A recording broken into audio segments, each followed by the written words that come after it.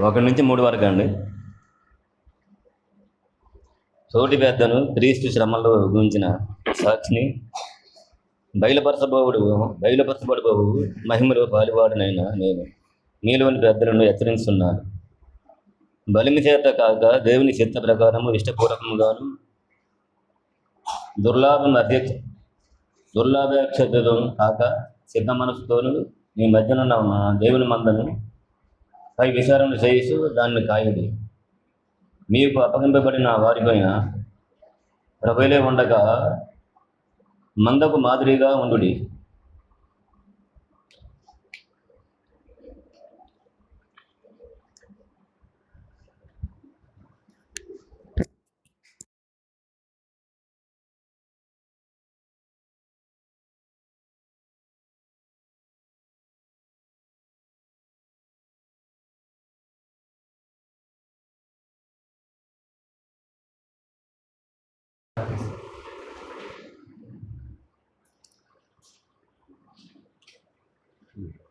Notes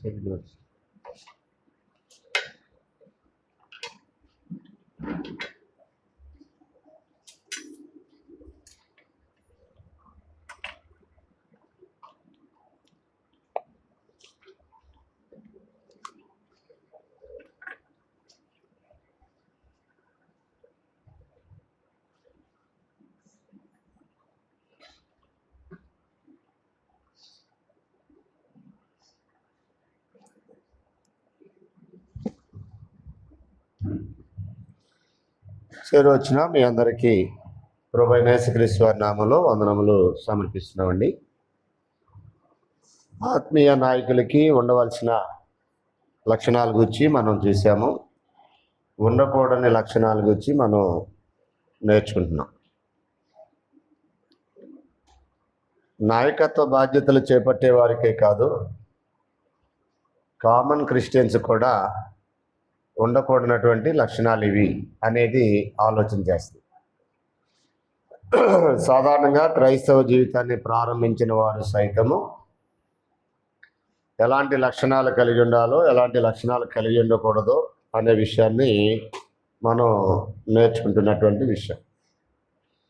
సరే, ఈరోజు మనం నేర్చుకునే పాఠం ఏంటంటే, నాయకులు తమకు అప్పగింపబడిన వారిపై ప్రభువులైనట్లు ఉండకూడదు అనేది మనం చదివిన పేతురు మొదటి పత్రిక 5వ అధ్యాయంలో 3వ వచనంలో ఉన్నటువంటి మాట. మరొకసారి ఆ మాట చదువుదాం చూడండి. పేతురు రాసిన మొదటి పత్రిక 5వ అధ్యాయము 3వ వచనంలో, మీకు అప్పగింపబడిన వారిపై ప్రభువులైనట్టుండక మందకు మాదిరులుగా ఉండుడి అని అన్నాడు. దేవుడు ఈ బాధ్యతలు ఒక నాయకులుగా నాయకత్వాన్ని చేపట్టే వారికి ఇచ్చాడు. వాస్తవానికి వానరు దేవుడు, వాస్తవానికి వానరు యేసు ప్రభు. దేవుడు కన్నాడు గనక ఆయన సొత్తు, యేసు ప్రభు కొన్నాడు గనక యేసు ప్రభు వారి సొత్తు. సంఘం అంటే దేవుని సొత్తు అని పిలువబడింది. సంఘం అంటే యేసు ప్రభు వారి సొత్తు అని పిలువబడింది. 2 వచనాలు ఒకసారి మనం చూసినట్లయితే, పేతురు రాసిన మొదటి పత్రికలోనే 2వ అధ్యాయం 9వ వచనంలో ఒకసారి చదువుదాం చూడండి. 2:9, అయితే మీరు చీకటిలో నుండి ఆశ్చర్యకరమైన తన వెలుగులోనికి మిమ్మల్ని పిలిచిన వాని గుణాతిశయములను పత్రం నిమిత్తము ఏర్పరచబడిన వంశమును, రాజులైన యాజక సమూహమును, పరిశుద్ధ జనమును, దేవుని సొత్తు అయిన ప్రజలై ఉన్నారు. అంటే సంఘం అంటే దేవుని సొత్తు, దేవుని సొత్తు అయిన ప్రజలు అని చెప్తున్నాడు. తీతు పత్రికలో 2వ అధ్యాయము 14వ వచనం కూడా చదివితే అక్కడ యేసు ప్రభు వారి యొక్క సొత్తు అన్నాడు. యేసు ప్రభు వారి యొక్క సొత్తు అన్నాడు. చదువుదా ఒకసారి. తీతు పత్రిక 2వ అధ్యాయం 14వ వచనంలో, ఆయన సమస్తమైన దుర్నీతి నుండి మనల్ని విమోచించి సక్రియల యందు ఆసక్తి గల ప్రజలను తన కోసం పవిత్రపరచుకొని తన సొత్తుగా చేసుకొనుటకు తన్ను తానే మన కొరకు అర్పించుకున్నాడు. ఏ ప్రభు అయితే మన కొరకు తను తాను అర్పించుకున్నాడో ఆ ప్రభు ఎందుకు అర్పించుకున్నాడంటే తన సొత్తుగా చేసుకున్నట్టుగా అన్నాడు. సంఘాన్ని కడతానని చెప్పినప్పుడు నేను నా సంఘమును కట్టుదును అన్నాడు. మత్తయి 16:18 మరియు నువ్వు పేతురువు ఈ బండ మీద నా సంఘమును కట్టుదును అన్నాడు. కాబట్టి నాది అని యేసుప్రభు అన్నాడు. ఆయన ఎవరి కొరకు ఈ సంఘాన్ని కడుతున్నాడంటే ప్రకటన 5, 9, 10 వచనాలు అంటాడు దేవుని కొరకు మనుషులను కొని అన్నాడు. అందుకనే కొరింథీ మొదటి పత్రిక 1:2 దేవుని సంఘము అన్నాడు.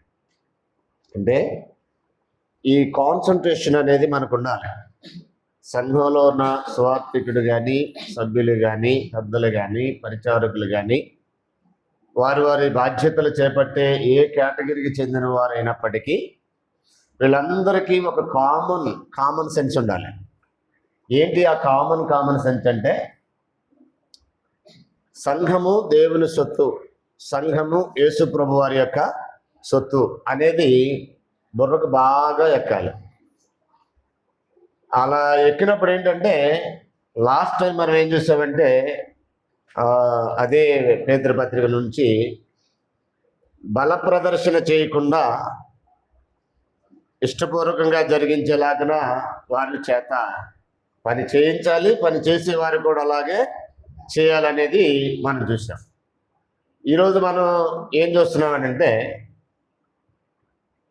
అప్పగించారు కదా అని చెప్పేసి, బాధ్యతలు ఉన్నాయి కదా అని చెప్పేసి, లేక పదవి వచ్చింది కదా అని చెప్పేసి లోక సంబంధమైనటువంటి నాయకుల్లాగా ప్రభువులైనట్టుగా ఉండకూడదని అంటున్నాడు. ఎందుకంటే గ్రంథం అంతట్లో ప్రభు అక్కడనే విషయాన్ని మనం నేర్చుకుంటాం. అంటే సువార్థికులకి ఆయనే ప్రభు, సభ్యులకి ఆయనే ప్రభు, సంఘ పెద్దలకు ఆయనే ప్రభు, పరిచారకులకు ఆయనే ప్రభు. సంఘంలో ఆనాడు అపోస్తులు ఉన్నారు, అపోస్తులకు కూడా ఆయనే ప్రభు. ఆనాడు ఫస్ట్ సెంచరీలో ప్రవక్తలు ఉన్నారు, ఆ ప్రవక్తలకు కూడా ఆయనే ప్రభు. 5 కేటగిరీలు ఉన్నట్టుగా మనం బాధ్యత గల వారిలో చూస్తాం. ఒకసారి ఎఫెసీ పత్రిక సంఘ క్షేమాభివృద్ధి కొరకు దేవుడు ఏర్పాటు చేసిన పనివారు 5 వారి గురించి ఎఫెసీ 4:13 చదువుతాం మనం. ఒకసారి చూడండి. పరిశుద్ధులు సంపూర్ణులగినట్లు క్రీస్తు శరీరం క్షేమాభివృద్ధి చెందుటకు పరిచర్య ధర్మం జరుగుటకును ఆయన కొందరిని అపోస్తులుగాను, కొందరిని ప్రవక్తలుగాను, కొందరిని సువార్థికులుగాను, కొందరిని కాపర్లుగాను, ఉపదేశకులుగాను నియమించాను. సభ్యులు కాకుండా ఒక బాధ్యత గల పనివారు ఒక 5 ఉన్నారు ఇక్కడ. అందులో అపోస్తలులు, ప్రవక్తలు, సువార్థికులు, కాపర్లు, ఉపదేశకులు. ఈ 5 సంఘ క్షేమాభివృద్ధి కొరకు వారి వారి సామర్థ్య పరిధిలో పనిచేసేటటువంటి పనివారు. ఈ 5 కాకుండా ఈ సంఘంలో ఉన్న సభ్యులందరూ కూడా ఒక్కడే ప్రభు ఉన్నాడు, ఆయన యేసుక్రీస్తు. ఆయనే ప్రభువుగా ప్రభుత్వం చేయవాడు, ఆయనే సంపూర్ణమైన అధికారి. కాబట్టి ఆయన అధికారానికి లోబడే ఈ 5 పోస్టులు ఉన్న వారందరూ పనిచేయాలి. సువార్థికులైనా, ఉపదేశకులైనా, కాపురులు అంటే సంఘ పెద్దలైనా, లేక పరిచారకులైనా, ఆనాడు ఉన్నటువంటి అపోస్తులైనా, ప్రవక్తలైనా. అపోస్తులు, ప్రవక్తలు ఇప్పుడు లేరు. ప్రారంభ శతాబ్దంలో ఉన్నటువంటి వారికి కూడా ప్రభు యేసుక్రీస్తే అనే విషయాన్ని మనం ఎప్పుడూ మర్చిపోకూడదు. మైండ్కి ఇది బాగా ఎక్కాలి. ఒకవేళ అది ఎక్కకపోతే ఏం జరుగుతుందంటే ఓ స్వార్థకుడే తానే ప్రభు అన్నట్టు, ఓ సంఘ పెద్దలే వారే ప్రభువులు అన్నట్టు, ఓ పరిచారకులు వారే ప్రభువులు అన్నట్టు, ఉపదేశకులుంటే వారే ప్రభువులు అన్నట్టు, వారికేదో అధికారం యేసు ప్రభుకు ఉన్నంతగా ఉన్నట్టు భావించి తప్పుగా అర్థం చేసుకునే అవకాశం ఉంటుంది. అందుకని ఒక అపోస్తలుడిగా, ఒక సంఘ పెద్దగా, ఒక అపోస్తలుడిగా, ఒక సంఘ పెద్దగా తోటి పెద్దలను హెచ్చరిస్తున్న సమాచారం ఇది. ఏమని హెచ్చరిస్తున్నాడు అంటే, మీకు అప్పగింపబడిన వారిపై ప్రభువులైనట్టు ఉండకండి. ప్రభు ఒక్కడే, మీకు మాకు మనందరికీ ప్రభు ఒక్కడే. మీరే ప్రభువులైనట్టుగా ప్రదర్శించకండి, మీరే ప్రభువులైనట్టుగా ఉండకండి అని అంటున్నాడు. ఇది అందరికీ ఉండవలసినటువంటి కామన్ సెన్స్, కనీస జ్ఞానం.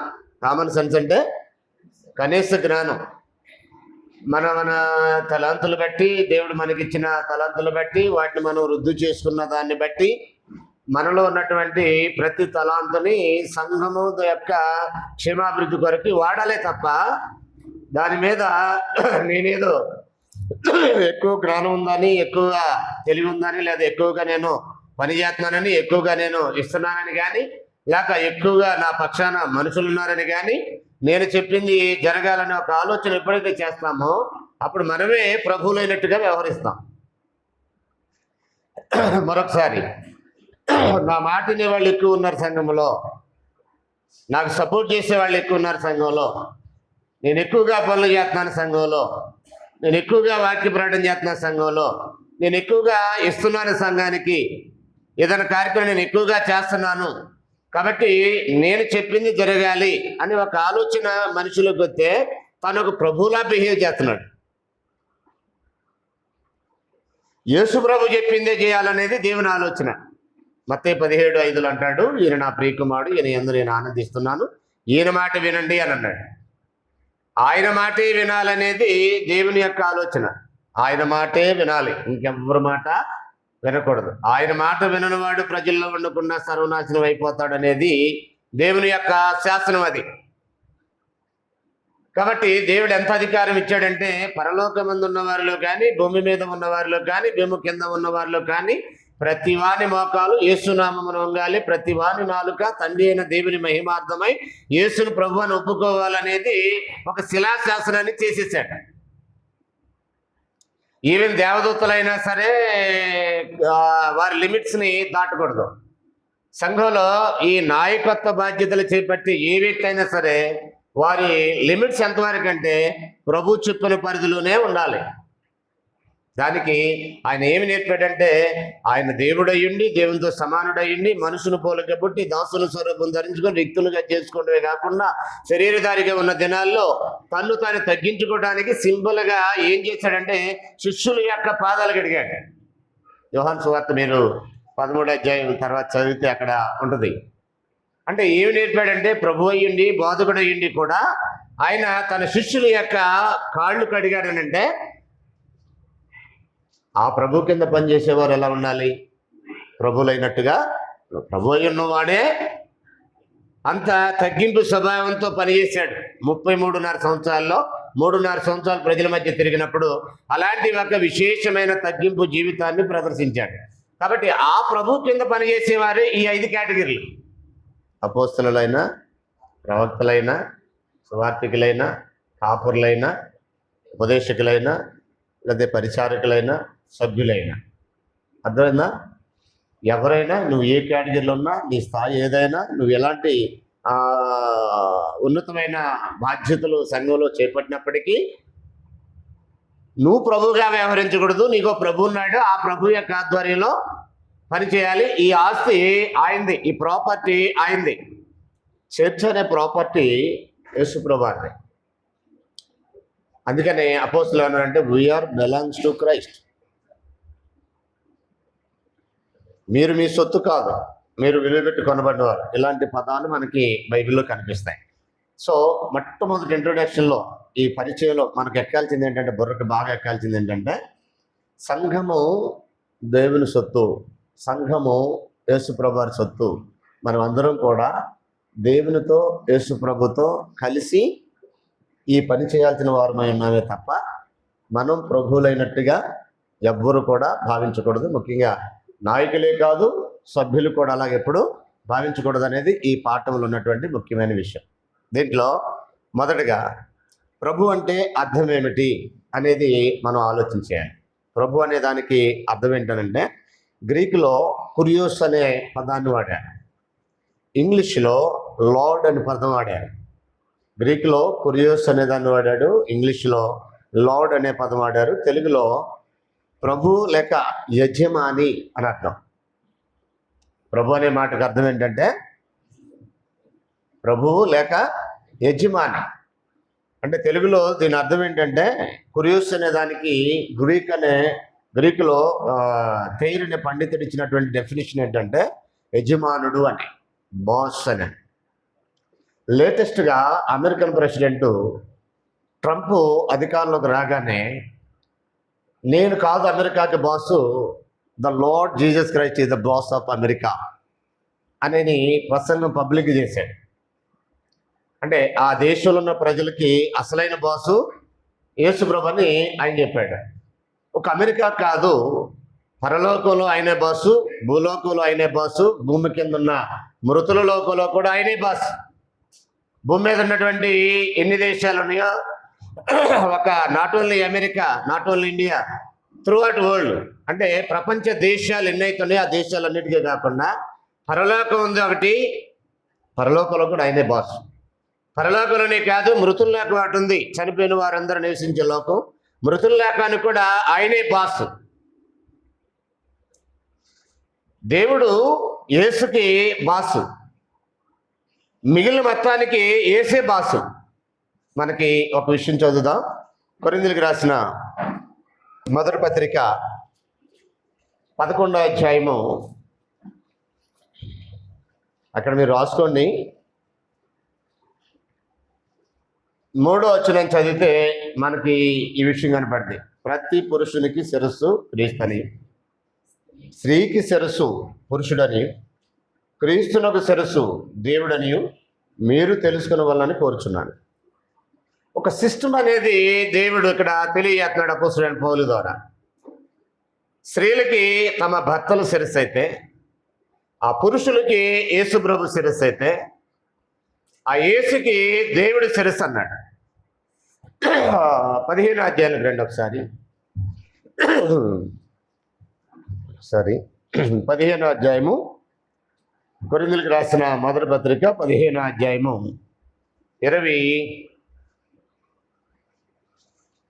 27వ వచనం చదువుతున్నాను. దేవుడు సమస్తమును క్రీస్తు పాదముల కింద లోపర్చించను.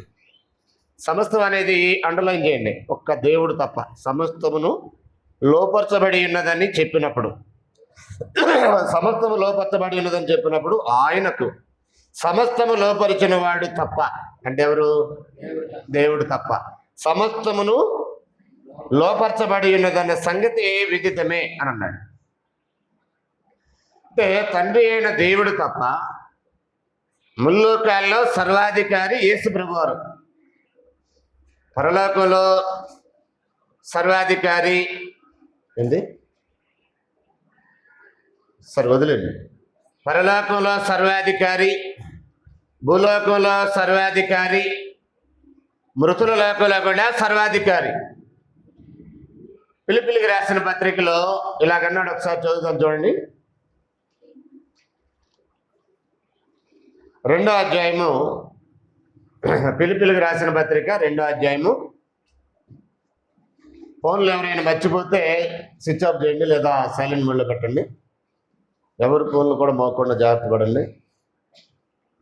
9వ వచనం చదువుతున్నాను. ఫిలిప్పీయులకు రాసిన పత్రిక 2వ అధ్యాయం 9.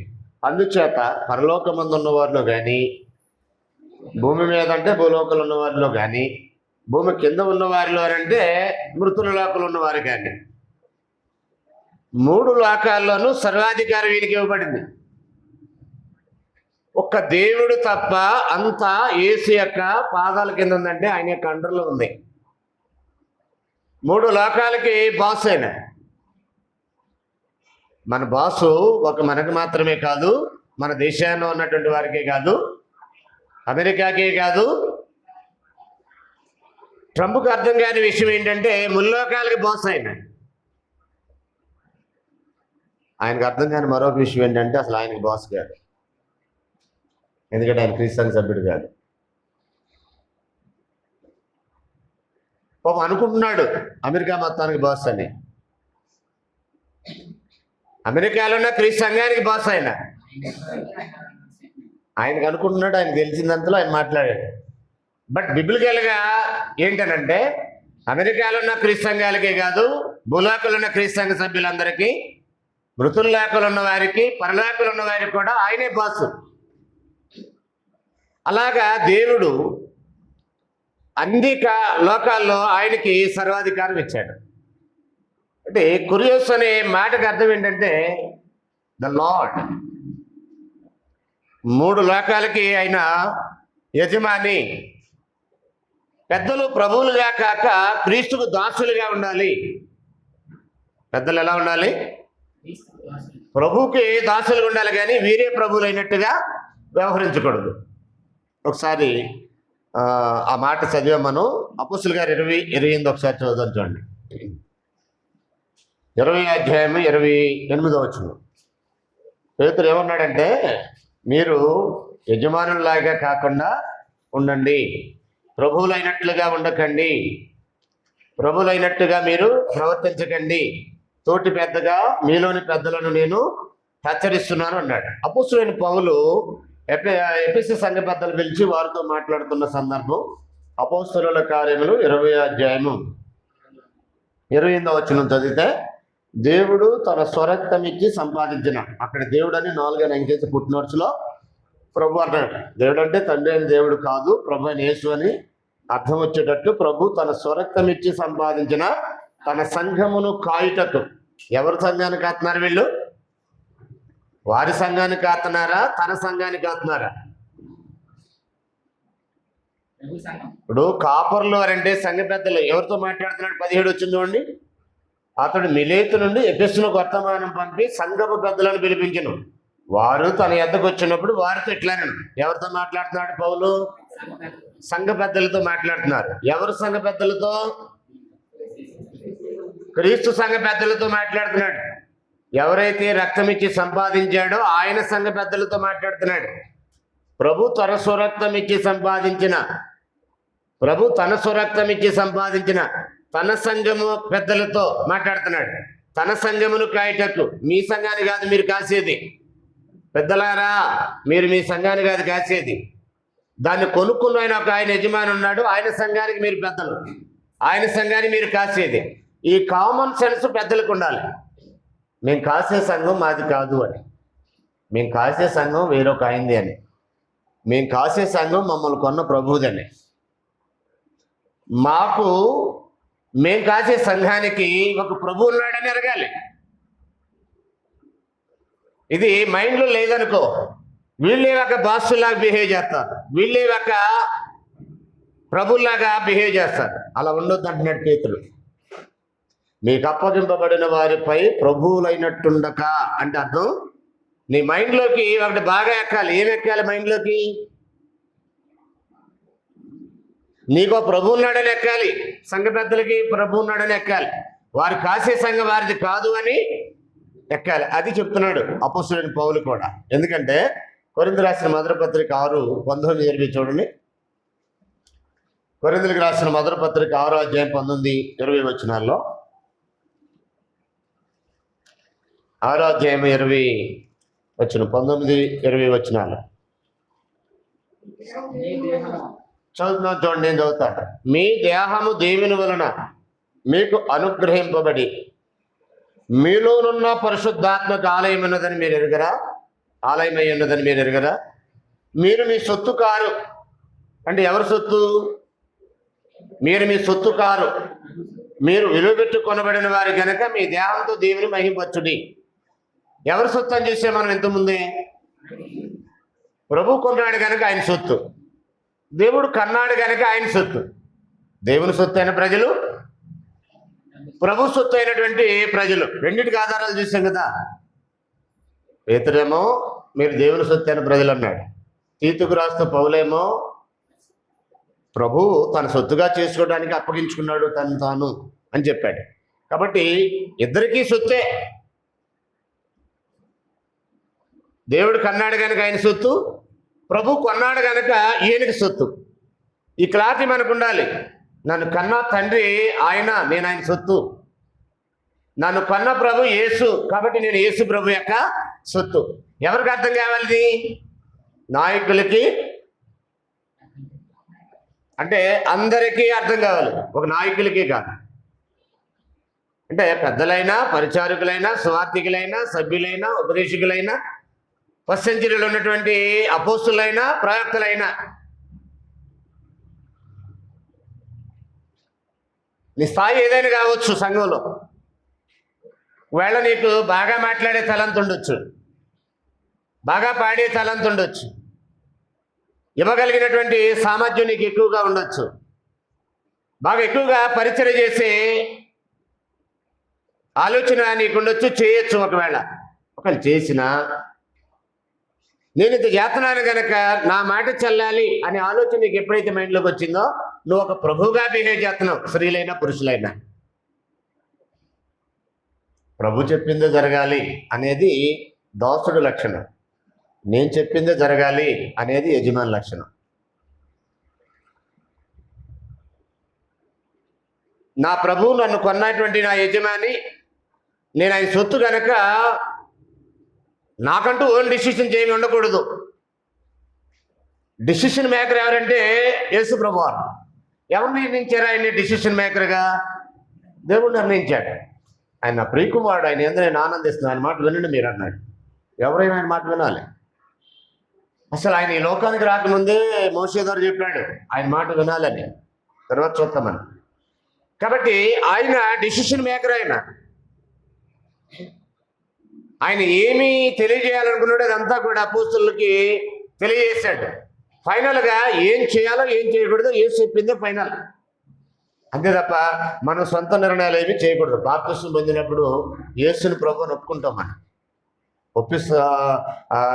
బాప్తిసం ఇచ్చేవాళ్ళు కూడా ఆ విషయం ఒప్పుకున్న తర్వాత బాప్తిసం ఇస్తారు. ఒకసారి రోమపత్రిక 10వ అధ్యాయం 9-10 వచనాలు చూడండి.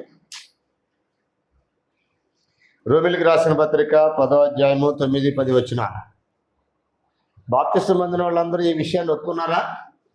ఏమని ఒప్పుకోవాలన్నాడు? అదేమనగా యేసు ప్రభు అని నేను నోటితో ఒప్పుకొని. ఒక్క నిమిషం చాలు, వదిలేదు. బాప్తిసం పొందే సమయంలో యేసువార్తికుడైనా కామన్గా చేసే పని ఏంటంటే ఈ వచనాన్ని చదివి దాన్ని వివరించి యేసుని ప్రభుని ఒప్పుకుంటేనే బాప్తిసం ఇవ్వడం జరుగుద్ది. అవునా? మీరందరూ అలాగే జరిగిన మీ బాప్తిసం పొందిన సమయంలో ప్రభుని ఒప్పుకున్నారా? ఒప్పుకుంటే దాని అర్థం ఏంటంటే నువ్వు ప్రభుగా ఇక ఉండకూడదు. నీకు ప్రభుని ఒప్పుకున్నావు కదా, ఒప్పుకొని ఎంటర్ అయ్యావు కదా. ఎంటర్ అయిన తర్వాత నీ పొజిషన్ ఎంతనా అని, నువ్వు పెద్ద స్థాయిలోకి ఎదిగినా, పరిచారకుడుకున్నా, సువార్థికుడుకున్నా, ఫస్ట్ ఆఫ్ ఆల్ నువ్వు అసలు ఏం ఒప్పుకొని ఇందులోకి వచ్చావు? ఆయన రాజ్యంలోకి, ఆయన సొత్తుగా మారావు, ఆయన సంఘంలోకి వచ్చావు. నువ్వేం ఒప్పుకుంటే ఆయన సంఘంలో నిన్ను చేర్చుకున్నాడు?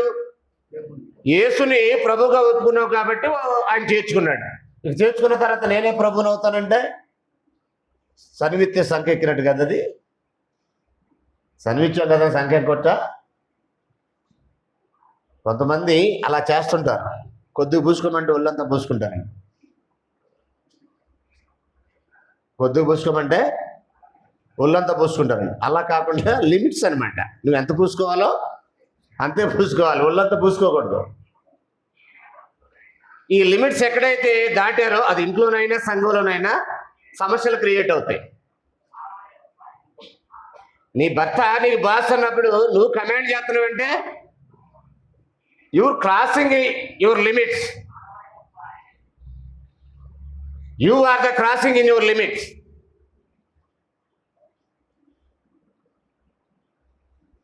ఏదేని తోటలో ఇద్దరు పాపం చేశారు. ఆమె నిన్ను ఏలుద్దు అల్ల, అతడు నిన్ను ఏలు అన్నాడు. చెప్పింది అనంత జ్ఞాని. వినాలా?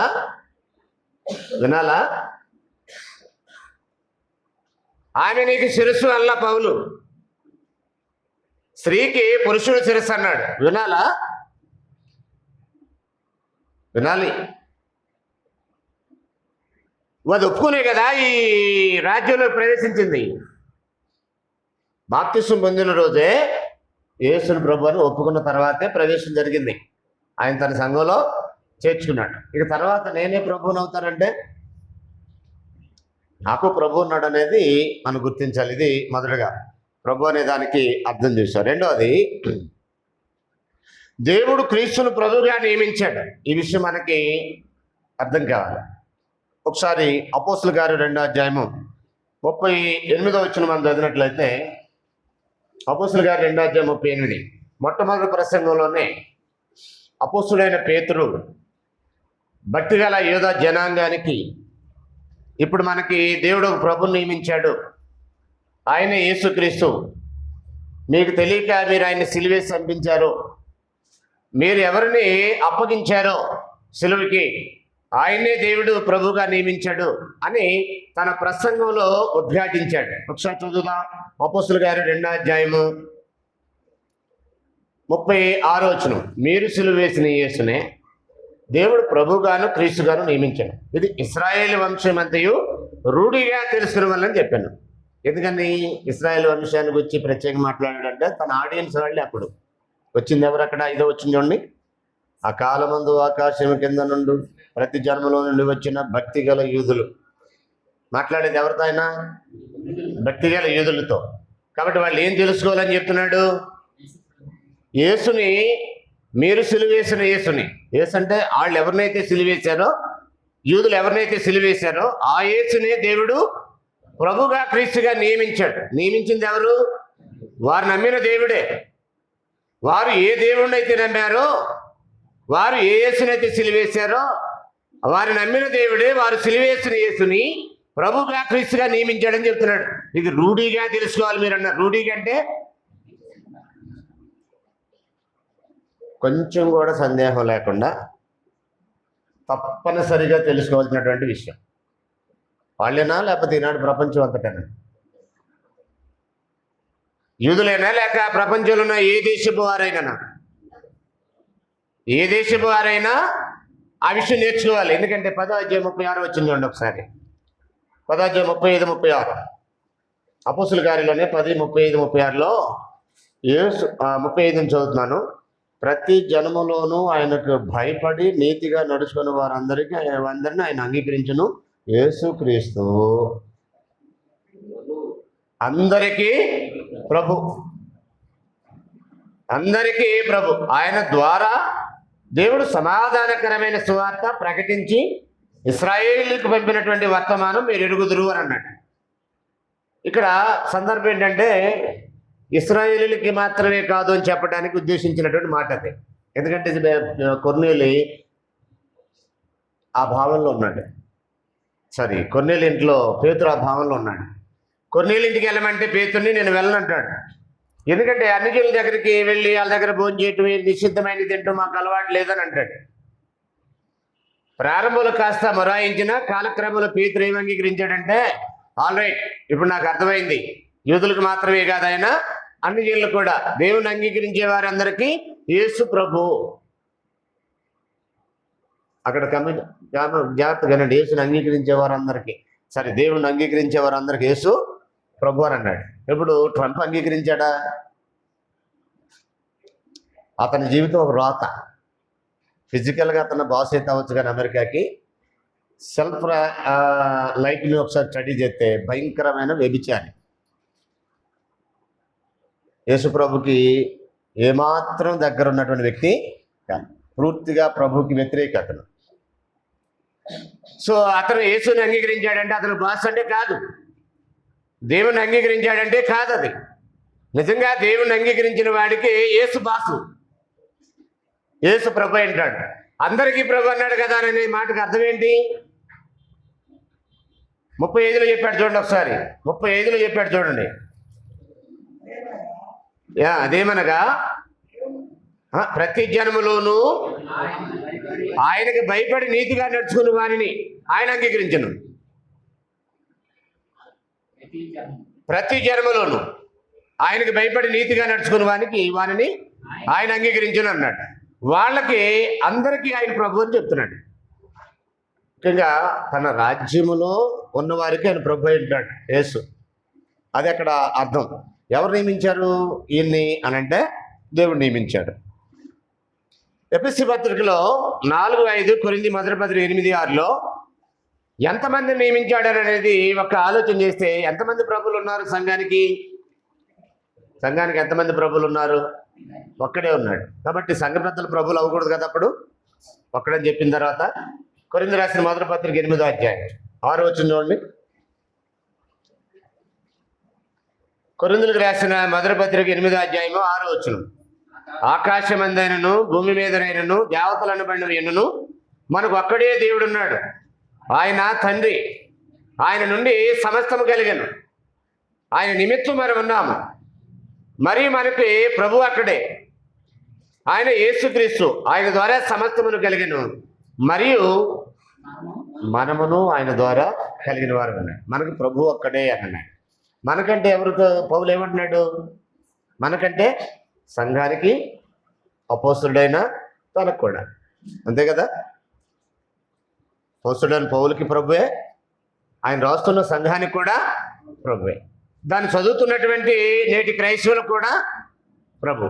ఒక్కడా లేక ఎంతమంది లోకంలో ఉంటే ఉండొచ్చు ప్రభువులు అనబడిన వారు. ఇప్పుడు ట్రంప్ కూడా ఒక ప్రభువే అమెరికాకి, చంద్రబాబు నాయుడు గారు మనకు ప్రభువే ఆంధ్రప్రదేశ్కి, మోడీ గారు కూడా మనకు ప్రభువే ఇండియాకి. ఫిజికల్గా ప్రభువులు అనబడిన వారు ఇలా చాలామంది ఉన్నారు. పూర్వకాలం మందు వెళ్ళినాయి మంత్రులు, ముఖ్యమంత్రులు అనేవాళ్ళు కాదు. రాజులు అనేవాళ్ళు, వాళ్ళ కింద పనిచేసేవాళ్ళు మంత్రులు అనేవాళ్ళు. కానీ రాజుల్ని, అధికారుల్ని నియమించేటటువంటి శాసనకర్తలుగా చూసేవాళ్ళు. వాళ్ళని మరొక భాషలో ప్రభు అని పిలిచేవారు. ఎవరెక్కడ అనగానే చిత్తం ప్రభు అనేవాళ్ళు. అంటే అక్కడ ఉన్నటువంటి నా సైన్యం కానీ, అక్కడ ఉన్నటువంటి పరిచారకులు కానీ ఎవరైనా ఉంటే ఎవరెక్కడ అనగానే చిత్తం ప్రభు అంటే మేమున్నాం ఇక్కడ అని. అంటే ఎవరిని అనేవాళ్ళు ప్రభు అని? సొలొమోను భార్యకి సొలొమోను ప్రభు. 45వ కీర్తన ఒకసారి చూడండి. రాజుకి తన భార్య కూడా ఆ రెస్పెక్ట్ ఇవ్వాలి. అంటే రాజుని భార్య ప్రభువుగా స్వీకరించాలి, ప్రజలే కాదు. 45వ కీర్తన 11 వచ్చింది, 10-11. కుమారి ఆలకించుము, ఆలోచించి సెవియొగ్గుము, నీ స్వజనమును నీ తండ్రి ఇంటిని మరువుము. ఈ రాజు నీ ప్రభు, ఈ రాజు నీ ప్రభు. ఒక భర్తకి భార్య ప్రభు అన్నాడు. శిరస్సు అనే దానికి మరొక అర్థం అదే, రాజు అని అర్థం. శిరస్సు అంటే అర్థం ఏంటి? సమూయేలు మొదటి గ్రంథం 15వ అధ్యాయం 17వ వచనం. సమూయేలు మొదటి గ్రంథము 15వ అధ్యాయము 17వ వచనంలోని. సమూయేలు మొదటి గ్రంథము 15వ అధ్యాయం 17. అందుకు సమూయేలు, నీ దృష్టికి నువ్వు అల్పుడుగా ఉన్నప్పుడు ఇశ్రాయేలు గోత్రములకు శిరస్సు వైతివి. అండర్లైన్ చేయాల మాట. యెహోవా నిన్ను ఇశ్రాయేలు మీద రాజుగా అభిషేకించను. ఓహో, శిరస్సు వైతివి అని వెంటనే ఏమన్నాడు? రాజుగా అభిషేకించను అన్నాడు. ఇప్పుడు భార్యకి భర్త శిరస్సు అయితే ఏమై ఉంటాడు? రాజు అయి ఉంటాడు. రాజైన యేసు ప్రభు అయితే ఒక స్త్రీకి తన భర్త కూడా ప్రభువే. నాటి పురాతన కాల రాజుల్ని ప్రభు అనేవాళ్ళు. అలాగా ప్రభువులు అనబడేవారు ఎంతమంది ఉన్నా ఈ కొరింథీయుల పత్రిక రాసే సమయానికి పౌలు ఏమన్నాడంటే, కొరింథీ మొదటి పత్రిక 8:6లో ప్రభువులు అనబడిన వారు ఎంతమంది ఉన్న లోకంలో మనకి, అంటే క్రైస్తవులకి, క్రీస్తు సంఘానికి క్రీస్తు ఒక్కడే ప్రభు. ఎఫెసీ 4:4 కూడా అదే చెప్తున్నారు. చూడండి ఒకసారి. ఎఫెసీ 4:4లో 4:5 ప్రభు ఒక్కడే అని అన్నాడు. చూడండి అక్కడ. రైట్, వదిలేసేయండి. అంటే మనకి ఈ విషయం అర్థం కావాలి. దేవుడు యేసును ప్రభుగా నియమించాడు అనేది ఒకటి అర్థం కావాలి. రెండవది, ఒక్కడే నియమించాడు, ప్రభుగా ఒక్కడే నియమించాడు. సంఘం మీద ప్రభువులు ఉండరు, ప్రభు ఉంటాడు. రైట్. మూడో దాంట్లో 10:36 మనం చదివాం. యేసుక్రీస్తు అందరికీ ప్రభు, అంటే తను అంగీకరించిన వారందరికీ ప్రభు అని చూసాం. దేవుని మహిమార్థమే యేసును ప్రభుని ఒప్పుకోవాలి. ఒకసారి ఆ మాట కూడా చదువుదాం. చూడండి. ఫిలిప్పీయులకు రాసిన పత్రిక 2వ అధ్యాయం. రోమపత్రిక చదివేసామను వదిలేసి ఫిలిప్పీయులకు రాసిన పత్రిక 2వ అధ్యాయము 9వ వచనం నుంచి మరొకసారి చదువుదాం. 9 నుండి. అందుచేతను పరలోకమందున్న వారిలో కానీ, భూమి మీద ఉన్న వారిలో కానీ, భూమి కింద ఉన్న వారిలో కానీ ప్రతివాని మోకాలు యేసునామమును ఊనట్లు, ప్రతివాని నాలుక తండ్రి అయిన దేవుని మహిమార్థమై యేసుని ప్రభు అని ఒప్పుకున్నట్లు. రైట్. మనం ఆ విషయాన్ని ఒప్పుకుని ఇందులో ప్రవేశించాం. బాప్తిస్మం పొందిన రోజు మనం ఖచ్చితంగా నాలుకతో అందరూ వినపడేలాగా యేసుని ప్రభు అని ఒప్పుకొని ఈ పనిలోనికి వచ్చాం. దేవుడు ఆయన నియమించాడనేది మనం నమ్మితే, ఒక్కడనే ప్రభుగా నియమించాడనేది మనం నమ్మితే, ఆయనే అందరికీ ప్రభు అనేది మనం నమ్మితే, మనం ఒప్పుకున్నది నిజమైతే, మన హృదయాంతరంగంలో యేసుని ప్రభు అని అంగీకరించింది నిజమైతే, మరలా ఎప్పుడు జీవితంలో మనమే ఒక ప్రభు అయినట్టుగా ప్రవర్తించకూడదు. అవునా? మీ జీవితంలో ఎప్పుడు స్త్రీలు కానీ పురుషులు కానీ నేను చెప్పిందే జరగాలనే ఒక ఆలోచన చేసినట్లయితే మీరే ఒక ప్రభువుగా వ్యవహరిస్తున్నారు అని అర్థం. యేసు ప్రభు ఏం చెప్తే అదే జరగాలి. సమస్య ఎంత పెద్దదైనా కానీ చిన్నదైనా కానీ. సమస్యకు పరిష్కారం ఎవరంటే యేసు ప్రభు. నేను అదే ఒప్పుకొని వచ్చాను కదా, మధ్యలో మళ్ళీ నేను ఏలుకోవటం ఏంటి, నేను ఇంకొకరిని ఆ మీద ప్రభువుగా ఉండడం ఏంటి, నేను చెప్పిందే జరగాలంటే ఏంటి, నేను చెప్పిందే చేయాలంటే ఏంటి?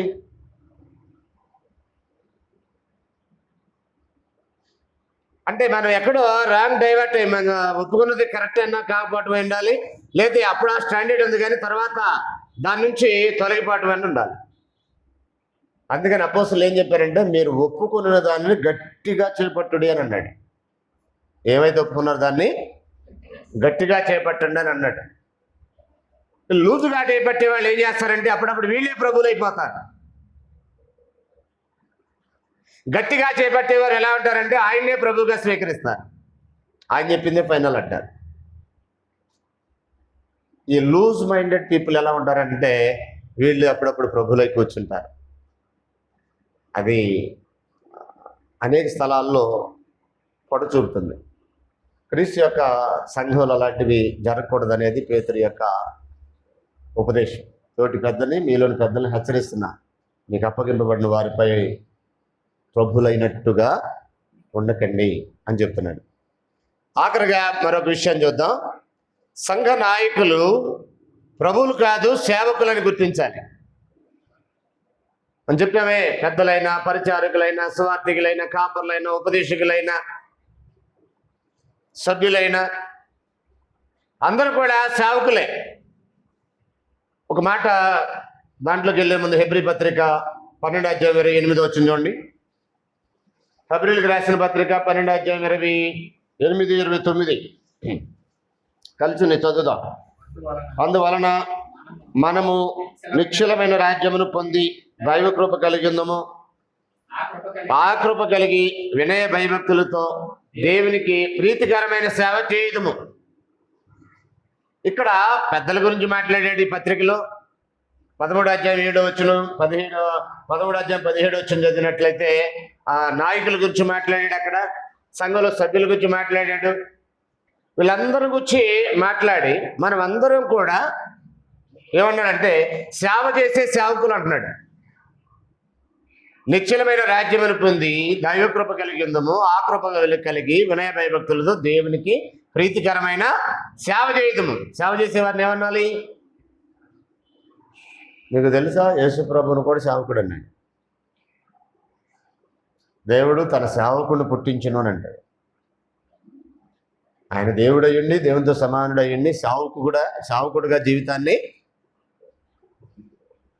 జీవించాడు. 33.5 సంవత్సరాలు భూమి మీద జీవించిన కాలంలో సేవకుడుగా ఉన్నాడు. 3.5 సంవత్సరాలు ప్రత్యేకించి సేవకుడుగా ఆయన పరిచయం చేశాడు.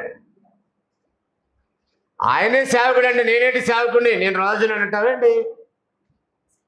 రాజువే, రాజు కింద రాజువి, నువ్వే ఒక రాజు కాదు, సేవకుడివి. ఆయన ఒక సేవ చేసే సేవకులుగా చూస్తున్నాడు. ఒకసారి మనం యోహాను సువార్త 13:4 నుండి కొన్ని వచనాలు చదివితే అక్కడ అంటాడు, ప్రభు గొప్ప మాదిరిగా మనకు కనపడతాడు. యోహాను సువార్త 13 రండి.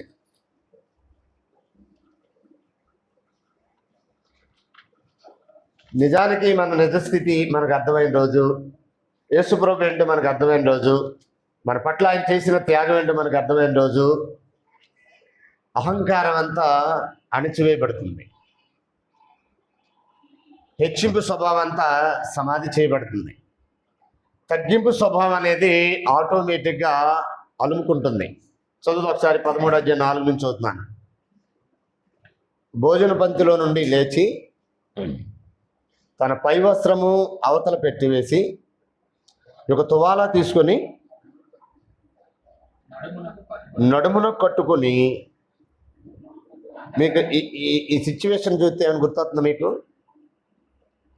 ఒకసారి ఏదన్నా ఒక సీన్లోకి వెళ్తారు మీరు ఈ పదం చదివినప్పుడు. నేను ఒక సీన్లోకి వెళ్ళాను. పూర్వకాలము గ్రామాల్లో మోతుబర్లు ఉండేవాళ్ళు, భూస్వాములు ఉండేవాళ్ళు. కాస్త ఎక్కువ ఆస్తులు ఉంటే వాళ్ళ దగ్గర పనిచేసే వాళ్ళు ఉంటారు. వాళ్ళు రాగానే ఏం చేసేవాళ్ళు అంటే తలకున్నటువంటి తల బాగా తీసి నడుము కుదుర్చుకొని ఇలా చేతులు కట్టుకునేవాళ్ళు. అంటే యజమానికి ఇచ్చే రెస్పెక్ట్ అది. ఈయన అసలు ప్రభు అయ్యుండి తన శిష్యుల దగ్గర అలాంటి ప్రదర్శన చేస్తున్నాడు. చూడండి ఒకసారి, మీరు ఒకసారి ఆ సీన్లోకి వెళ్తే కానీ యేసు ప్రభు ఎంత తగ్గించుకున్నాడో అర్థం కాదు. ఒక మోతుబరికి ఇచ్చే రెస్పెక్ట్ ఏంటంటే అక్కడ అతని దగ్గర పనిచేసేవాళ్ళు కానీ ఆ గ్రామస్తులు కానీ ఎలాంటి చెప్తారంటే అతను కనపడగానే కూర్చున్నాడు కూడా లేచి నిలబడి తలకున్నటువంటి తువాలా తీసేసి నడుము కట్టుకొని చేతులు కట్టుకొని గొప్ప వినయాన్ని ప్రదర్శిస్తాడు. అతనికి ఇష్టం లేకుండా చేస్తారు. ఇప్పుడైతే అవన్నీ కొన్ని పోయినాయి, అంత లేదు. ఓ రకంగా చూడాలంటే సంస్కారం దెబ్బతింది, సంస్కారం నాశనం అయిపోయింది. కన్న తల్లిదండ్రులకే లేదు అసలు రెస్పెక్ట్.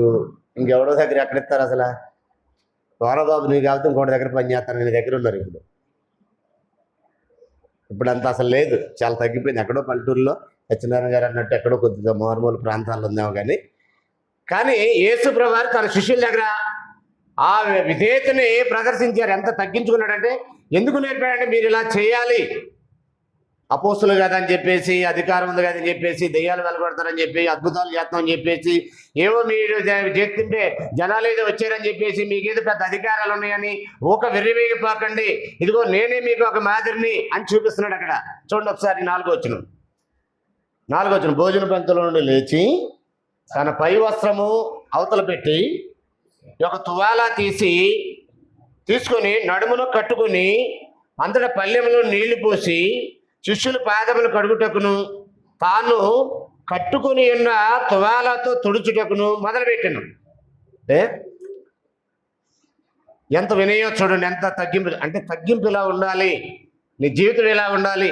ఒక దేవుడయ్యుండి, దేవునితో సమానుడయ్యుండి, మానవాళి కొరకు పాపరహితమైన జీవితాన్ని జీవించి మనుషుల కొరకు నిర్దోషమైన వ్యక్తిగా బలైనటువంటి ముల్లోకాలపై సర్వాధికారం పొందేటటువంటి ఆయనే అంత తగ్గించుకుంటే ఈరోజు సంఘ పెద్దలు ఏ స్థాయిలో ఉండాలి? ఎదురవుతుందా? రైట్, జాగ్రత్తగా. నాయకులు ఎలా ఉండాలి? అప్పుడు ఆయన కింద పనిచేసే కాపురులు ఎలా ఉండాలి?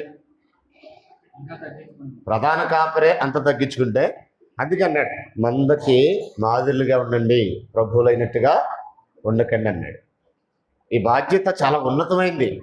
అయితే మన మీద అహంకారం ప్రదర్శించడానికి నేను చెప్పిందే జరగాల. Who are you? You know who I am the elder of this church అని ఒక పోజు కొట్టడానికి కాదు ఇది.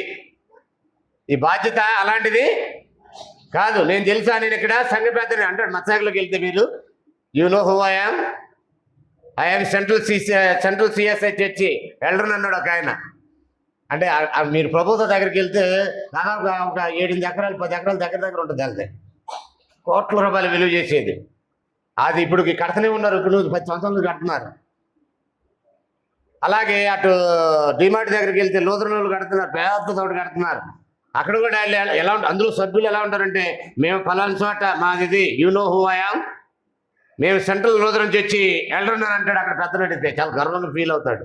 కానీ అలా ఫీల్ అవడానికి కాదంటే ఈ పని క్రీస్తు సంఘంలో ఒకవేళ మత్స్యాగంలో ఆర్సీఎంలో సిఎస్ఏలో లూథరన్లు అలా ఉండొచ్చు. ఎందుకంటే అది సాధారణ ముఠా కనుక అక్కడ వెళ్ళవన్న పెద్ద ఇబ్బంది లేదు. వాళ్ళకి కాదు ఇన్స్ట్రక్షన్స్ అన్నీ. క్రీస్తు స్వరత్వం నుంచి సంపాదించిన ఆయన సంఘాలు నాయకుడు అవ్వాలంటే వాళ్ళకి సంబంధించిన ఇన్స్ట్రక్షన్స్ ఇవన్నీ. సంఘానికి మందక మాదిరిగా అంటే సంఘానికి మాదిరిగా ఉండాలి. ఎవరు మాదిరిగా, ఎవరిని తీసుకుంటే మాదిరిగా సంఘానికి మాదిరిగా ఉంటాడు? ఒక నాయకుడు యేసు ప్రభువుని ఎంత మాదిరి చూపించాడు ఆయన. చదువుదాం కింద చూడండి. 6వ వచనం. ఇట్లు చేయొచ్చు ఆయన సీమోను పేతురు యొద్దకు వచ్చినప్పుడు అతడు, ప్రభువా నీవు నా పాదములు కడుగుదువా అని ఆయనతో నేను. అందుకు యేసు, నేను చేయుచున్నది ఇప్పుడు నీకు తెలియదు కానీ ఇక మీదట తెలుసుకుందువని అతనితో చెప్పగా, ఇప్పుడైతే నీకు అది అర్థం కాలేదు కానీ తర్వాత తెలుసుకుంటాం అంటే ఆయన ఫ్యూచర్ కూడా చెప్పాడు ఈయన. ఎందుకంటే ఆయన ఒకసారి అప్పగిస్తామని కూడా చెప్పాడు. నేనెవరో తెలియదు 3 సార్లు అబద్ధం ఆడతావు అని కూడా చెప్పాడు. నువ్వు అబద్ధం ఆడతావు, నువ్వు అబద్ధం ఆడిన తర్వాత కోడి కూసిద్ది అన్నాడు. అయినా పరలోక రాజ్యం యొక్క తాళచేవులు ఆయనకే ఇచ్చాడు. ప్రభా ఇది నీకు దూరం అవును కాక, ఆయన ఏ పరిస్థితి ఏ పని చేయడానికి వచ్చాడో ఆ పని జరగకూడదని అన్నాడు. అప్పుడు ఆయన సాతాను అని అన్నాడు యేసు ప్రభా. అంటే ఈయనకి ఇప్పుడు అంతా అర్థం కాల. కొన్నేళ్ళ ఇంటికి వెళ్ళమన్నప్పుడు కూడా ఏం అర్థం కాల. పనికి ప్రసంగం చేశాడు. అపోస్తలుల గారు 2:39-40 అంటాడు, ఈ వాగ్దానం మీకు మీ పిల్లలకి దూరస్తులందరికీ, అంటే అన్ని జనులు కూడా ప్రసంగం చేశాడు. ప్రసంగం అయితే చేశాడు కానీ ఆయనకు అర్థం కాల. దూరస్తులు అంటే అన్ని జనులు కూడా ఈ వాగ్దానం అని. అది కొన్నేళ్ళ దగ్గరికి వెళ్ళమన్నప్పుడు ఎందుకు ఆటంకం వచ్చాడు అంటే అర్థం కాల. అందుకని ఇక్కడ ఆయన అన్నాడు, ఇది ఇప్పుడు అర్థం కాలేదు కానీ తర్వాత అర్థం అవుతులే నీకు అని అన్నాడు. అంటే ఆయన కూడా పెద్ద అవుతాడు. పెద్ద అయిన తర్వాత ఆయనే ప్రసంగం చేశాడు. పెద్దలారా, తోటి పెద్దని చెప్తున్నా, మీలోని పెద్దగా మిమ్మల్ని హెచ్చరిస్తున్నా, ప్రభువులుగా ఉండకండి, మీరు మాదిరిగా ఉండండి. చెప్పింది ఎవరు ఈ మాట? పేతురు గారే కదా. పేతురు గారికి ఆయన పాదాలు కడిగినప్పుడు అర్థం కాల. తర్వాత అర్థమయ్యి పత్రిక రాసే సమయానికి బాగా అర్థమైంది.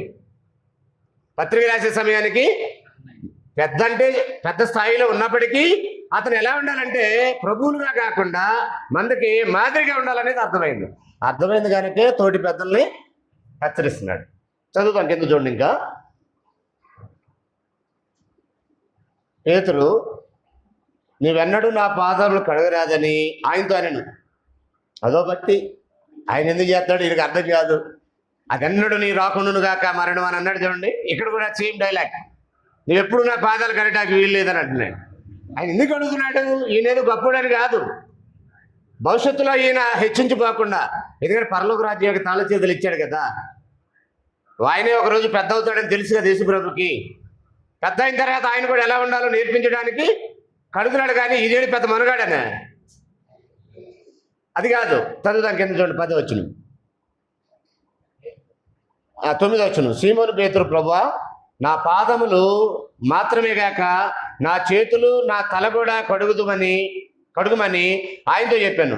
యేసు అతను చూసి, స్నానం చేసిన వాడు పాదములు తప్ప మరి ఏమీ కడుక్కొనక్కర్లేదు, అతడు కేవలము పవిత్రుడాయను. మీరు అంటే ఆయన ఇంకో రంగార్థమై మొత్తం కడగమంటున్నాడు. మీరు పవిత్రులు కానీ మీలో అందరూ పవిత్రులు కారనను. అంటే ఇస్కరియోతు యూదాను గురించి మాట్లాడుతున్నాడు. తను అప్పగించే వారిని ఎరిగిన కనుక మీలో అందరూ పవిత్రులు కారని ఆయన చెప్పాను. అంటే ఎవరిని ఉద్దేశించి అన్నాడు? మీరు పవిత్రులే కానీ ఒకడు మాత్రం అందరు కాదన్నాడంటే అందరూ ఒకడు అప్పగిస్తాడు కనుక వాడు అపవిత్రుడుగానే ఉన్నాడు, అలాగే చచ్చిపోయాడు. 12వ వచనం. వారి పాదములు కడిగిన కడిగి తన పై వస్త్రం తీసుకున్న తర్వాత ఆయన మరలా కూర్చుని, నేను మీకు చేసిన పని మీకు తెలిసినదా? బోధకుడనియు ప్రభు అనియు మీరు నన్ను పిలుచున్నాను. నేను బోధకుడును ప్రభువును గనక మీరు ఇట్లు పిలుచుట న్యాయమే. కాబట్టి ప్రభును బోధకుడునైనా నేను మీ పాదములు కడిగిన ఎడలా మీరును ఒకరి పాదములు ఒకడు కడగవలసినదే. అంటే అపోస్తలులుగా మీరు హెచ్చిపోకండి. ఒకవేళ భవిష్యత్తులో సంఘంలో పెద్దలైతే గర్వంగా ఫీల్ అవ్వకండి. బోధకుడిని ప్రభునైనా నేనే మీ పాదాలు కడిగానంటే మీరు కూడా ఎలా ఉండాలి? సంఘంలో సభ్యుల యొక్క పాదాలు కడిగి అంత తగ్గింపు జీవితం ఉన్నటువంటి ఏ నాయకుడైనా సంఘానికి ప్రభు అయిపోతాడా? అలా వ్యవహరించగలడా? అలాంటి మైండ్ సెట్ ఒకవేళ నీకున్నట్లయితే నువ్వు ఎప్పుడైనా నేను చెప్పింది జరగాలంటావా? ప్రభు అంతటి వాడే ఇంత తగ్గించుకుంటే నేనెవరిని? నేనే పార్టీ వాడిని? ఇప్పుడు ఆయన ఫీలింగ్ కూడా అదే. నేనెక్కడ నువ్వెక్కడ, నువ్వు నా పాదాలు కడటమేంటి ప్రభు అని. యోహాను కూడా అదే అన్నాడు, నీ ద్వారా నేను బాప్తిసం పొందాలి కానీ నీకు నేను బాప్తిసం ఇటువంటి ప్రభు అని. ఏమి అర్థమవుతుందంటే ఇక్కడంటే ఒక ఉన్నతమైన పొజిషన్ అయింది కానీ ఒక చాలా లో స్థాయికి దిగజారాడు. దేనికి ఇది అంత అంటే సంఘం కొరకు. కొలసి 1:24 అన్నాడు, ఇప్పుడు మీ కొరకు నేను అనుభవించుచున్న శ్రమలే అందు సంతోషించచ్చు. సంఘం అని ఆయన శరీరం కొరకు క్రీస్తు పడిన పాటలు. అంటే ఆయన ఏం చేసినా దేని కొరకు చేశాడు? సంఘం కొరకు చేశాడు. కాబట్టి అలాంటి ఒక గొప్ప మంచి తగ్గింపు జీవితం మీకు ఉండాలన్నాడు. తర్వాత మత్తయి సువార్త 10వ అధ్యాయంలో మనం చదివితే, పంపిన వాడు పంపబడిన వాడి కంటే గొప్పవాడు కాడు. పంపింది ఎవరు? పంపబడింది ఎవరు? ఇక్కడ జాగ్రత్త చూడండి. దేవుడు యేసుని పంపాడు, యేసు అపోస్తులను పంపాడు. ఇప్పుడు పంపినటువంటి వాడు యేసు అయితే అపోస్తుల్ని, వాళ్ళని పంపినటువంటి ఆయన ఎలాంటి వాడు? గొప్పవాడే కదా. చదువుండి ఒకసారి మత్తయి సువార్త 10వ అధ్యాయం. మత్తయి సువార్త 10వ అధ్యాయంలోకి ఒకసారి రండి. పంపిందేమో ప్రభువైన యేసు, పంపబడిందేమో అపోస్తులు.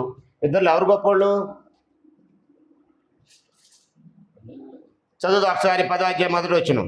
ఆయన తన 12 మంది శిష్యులను పిలిచి అపత్రాత్రం వెలగొట్టుటకు, ప్రతి విధమైన రోగమును, ప్రతి విధమైన వ్యాధిని స్వస్థపరచుటకు వారికి అధికారం ఇచ్చాడు.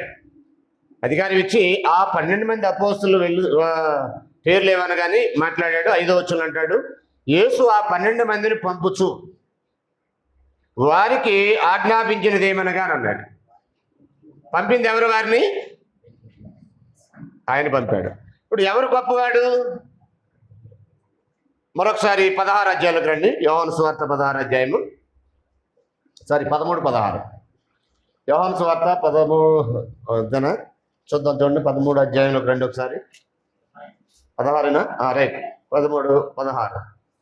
దాసుడు తన యజమాని కంటే గొప్పవాడు కాదు. ఇప్పుడు దాసుడు ఎవరు? ప్రారంభంలో చూసాం కదా. దాసుడు తన యజమాని కంటే గొప్పవాడు కాడు. పంపబడినవాడు తను పంపిన వాని కంటే గొప్పవాడు కాడు అన్నాడు. అంటే దేవునికి యేసు దాసుడు అయితే యేసుకి అపోస్తులు దాసులు. అపోస్తులే కాదు, సంఘమందే దాసులే.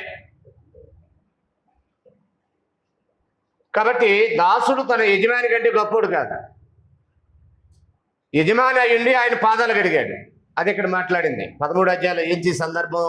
ఎందుకన్నాడు 16 వచ్చిన మాట? దాసుడు తన యజమాని కంటే గొప్పవాడు కాడు, పంపబడినవాడు తను పంపిన వాడి కంటే గొప్పవాడు కాడని మీతో నిశ్చయంగా చెప్తున్నాను అని అన్నాడు. ఎందుకు ఈ విషయాలు వారితో పంచుకుంటున్నారని అంటే, నేను ఇంత గొప్పవాడిని అయినప్పటికీ, మీకంటే గొప్పవాడిని అయినప్పటికీ నేను మీ పాదాలు కడిగాను, మీరు కూడా అలాంటి తగ్గింపు జీవితాన్ని కలిగి ఉండాలి అని మాట్లాడుతున్నాడు. ఒకసారి అపోస్తుల గారి 20వ అధ్యాయంలో 20 వచ్చిన ఒకసారి చూడండి. యేసే సంఘ నాయకులకు ప్రభు అయి ఉన్నాడు అనే విషయం మనం గ్రహించాలి. అపోస్తుల కార్యములు 20వ అధ్యాయం 20 వచ్చును.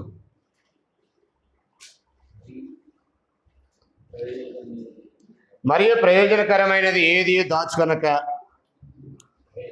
బహిరంగంగాను ఇంటింటాను మీకు తెలియజేయచ్చు, బోధించుచున్నాను అన్నాడు. తర్వాత 29 వచ్చిందండి ఒకసారి. అక్కడే 29 వచ్చిందండి. క్రూరమైన తోడేళ్ళు మీలో ప్రవేశించిన నాకు తెలియదు, మీలో నుండే బయలుదేరతారని కూడా అన్నాడు అక్కడ 29లో. మరి 30 వచ్చును. మరి శిష్యులను తమ వెంట ఈడ్చుకొని పోవాలని వంకర మాటలు పలుకు మనుషులు మీలో నుండే బయలుదేరుదురు అన్నాడు. అంటే ఎక్కడి నుంచి బయలుదేరతారు వీళ్ళు? ఎవరికి హెచ్చరికలు చేస్తున్నాడు పౌలు? సంఘ పెద్దలకి. అంతా మీకు చెప్పాను, మీరు నాశనం అయిపోతే మేము దోషులు కాదన్నాడు. అంటే వారు కూడా పాడైపోయే ప్రమాదం ఉందా? పేతురు రాసినటువంటి 2వ పత్రికలో ఒక మాట చదువుతాం చూడండి. కొన్న ప్రభుని విసర్జించే ప్రమాదం ఉందన్నాడు. దాసులు అనే సంగతి మరిచి యజమానుని మరిచిపోయే ప్రమాదం ఉంది. ఒకసారి చదువుతాం చూడండి. పేతురు రాసినటువంటి 2వ పత్రిక 2వ అధ్యాయము 1వ వచనం. మరి అబద్ధ ప్రవక్తలు ప్రజల్లో ఉండి అటువలే మీలోను అబద్ధ బోధకులందరూ వీరు తమను కొనిన ప్రభును కూడా విసర్జించచ్చు. ఎవరిని విసర్జిస్తున్నారు? కొన్నటువంటి ప్రభును కూడా విసర్జిస్తున్నారు అన్నాడు. ప్రభుగా స్వీకరించి ప్రభుకి దాసులమని అంగీకరించి తర్వాత ఆ ప్రభుని విసర్జించే పరిస్థితికి వస్తారా? సామాన్య ప్రజలైనా సంఘ నాయకులు కూడా అలాగే అయ్యే అవకాశం ఉందా? సంఘ నాయకులు కూడా అలాగా మారే ప్రమాదం ఉంది. కొరింథీయులకు రాసిన 2వ పత్రిక 7:23. కొరింథీయులకు రాసిన 2వ పత్రిక 7:23 వచ్చింది చూడండి. సారీ, మొదటి పత్రిక అనుకుంటా, నేను తప్పు చెప్పాను. 7:23. అవును, మొదటి పత్రిక 7:23.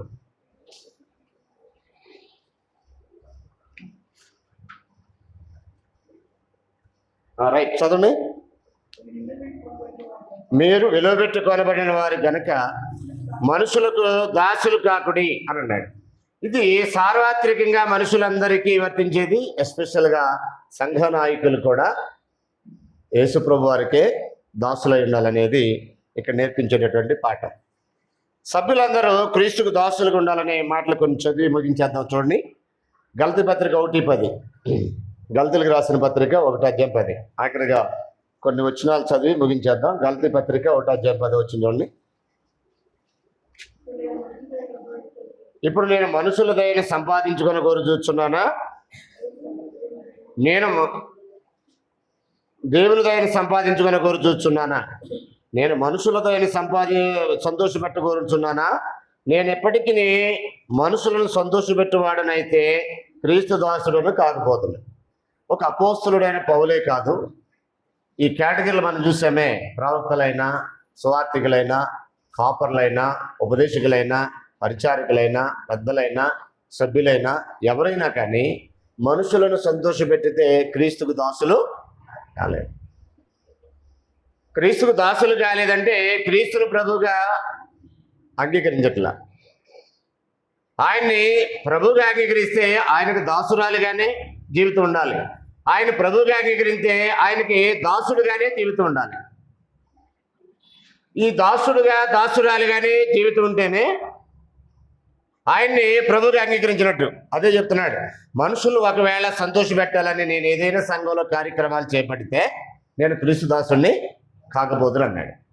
ఇప్పుడు సంఘంలో ఏదైనా పని చేస్తున్నావు అనుకో, ఎవరినో సంతోష పెట్టాలనే ఉద్దేశంతో చేస్తే ఎవరు దాసులు అల్లు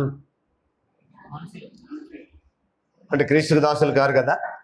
అంటే ఏ ఉద్దేశంతో చేయాలి? ఏ పని చేసినప్పుడు ఎవరిని సంతోషపెట్టడానికి చేయాలి? యేసుప్రభుని చూసి దేవుడు అన్నాడు, ఈయన యందు నేను ఆనందిస్తున్నాను అని అన్నాడు. అంటే ఎవరిని సంతోషపెట్టేలాగా యేసుప్రభు జీవితం ఉంది, దేవుని ఆనందింపజేసేలాగా యేసు జీవితం ఉంది. ఇప్పుడు నిన్ను నన్ను చూసి అలాగే దేవుడు ఆనందించాలంటే నా జీవితం కూడా ఏ పని చేసినా ఎవరిని సంతోషపెట్టాలని. నేను ఒకటి అడుగుతున్నాను, మనుషులు సంతోష పెట్టాలని కూడా పని చేస్తారా? పౌలు ఎందుకు అంటున్నాడు అసలు ఆ మాట? గలతీ ప్రాంతంలో ఉన్న సంఘాలకి ఎందుకు రాస్తున్నాడు? అది సంఘంలో ఏదైనా పని చేసినప్పుడు వాళ్ళు చూడాలి, వీళ్ళు చూడాలి, వాళ్ళు మెచ్చుకోవాలి, వీళ్ళు మెచ్చుకోవాలి అనే ఇంటెన్షన్ ఉంటుందా? అలాంటి ఆలోచన ఉంటుందా మనుషులకి? ఆలోచనతో కూడా చేస్తారా? అంటే ఆలోచన లేకుండా రాస్తున్నాడు ఆయన. ఉంటుందనేనా? మనుషులకు ఉంటుంది అది. ఒకవేళ అలాంటి ఆలోచనతో సువార్థికుడిగా నేను పనిచేస్తే నేను ఎప్పటికీ యేసు ప్రభు దాసుడు కాదు, ఆయన ఎప్పటికీ నా ప్రభు ఎన్నడు. ఏదో ఒక రోజు నేను కూడా సంఘం మీద ఒక ప్రభుగా భావించేటటువంటి స్థితికి వెళ్ళిపోతాను. చాలా ప్రమాదం అది. నువ్వు దేవుని సంతోషపెట్టాలనే ఉద్దేశంతో పనిచేస్తున్నప్పుడే నువ్వు క్రీస్తుకి దాసుడుగా ఉంటావు. ఆయన నీకు ప్రభు అయి ఉంటాడు. ప్రకటన గ్రంథం 19:10 ఒకసారి చూడండి. ప్రకటన గ్రంథం 19:10.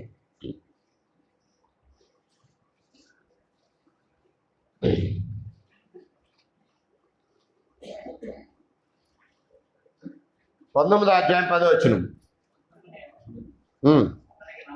అందుకు నేను అతనికి నమస్కారం చేయుటకై అతని పాదముల ఎదుట సైకిల్ పడగా అతడు వద్దు సుమి, నేను నీతోనూ యేసుని గురించి సాక్ష్యం చెప్పు నీ సహోదరులతోనూ సహదాసుడును దేవునికే నమస్కారం చేయాలి. ఒక దేవదూత అంటున్నాడు. యోహానుతో మాట్లాడుతున్నాడు. ఏమంటున్నాడంటే నేను సహదాసుని, దేవదూత కూడా సహదాసుడు, అపోస్తులు కూడా దాసులు అని చెప్తున్నాడు. నీతో సహదాసుడు అని అంటే వీళ్ళిద్దరు ఎవరికి దాసులు? అపోస్తులైన యోహాను, వచ్చినటువంటి దేవదూత, ఇద్దరు ఎవరికి దాసులు? యేసుప్రభు వారికి దాసులు, దేవునికి దాసులు. దేవుడు కొన్నాడు కనుక ఆయనకు దాసులు, దేవుడు కన్నాడు కనుక ఆయనకు దాసులు, యేసు కొన్నాడు కనుక ఈయనకి దాసులు, వారి సొత్తు అని అన్నాడు. అంటే ఒక దేవదూతే ఏం మాట్లాడుతున్నాడంటే నేను సహదాసుణ్ణి అని అంటున్నాడు. 22:9 కూడా చూడండి ఒకసారి. 22:9 ప్రకటన గ్రంథం 22:9.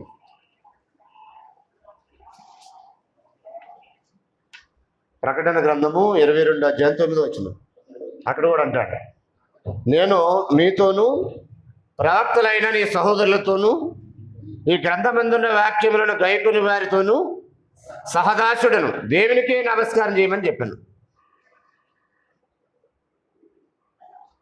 ఈ వాక్యం గైకొని వారందరూ కూడా దాసులైనప్పుడు అపోస్తలులు దాసులే, దేవదూతలు దాసులైనకి, ఈ గ్రంథంలో రాయబడిన వాక్యాన్ని గైకొని వారందరూ కూడా దాసులేనంటున్నాడు.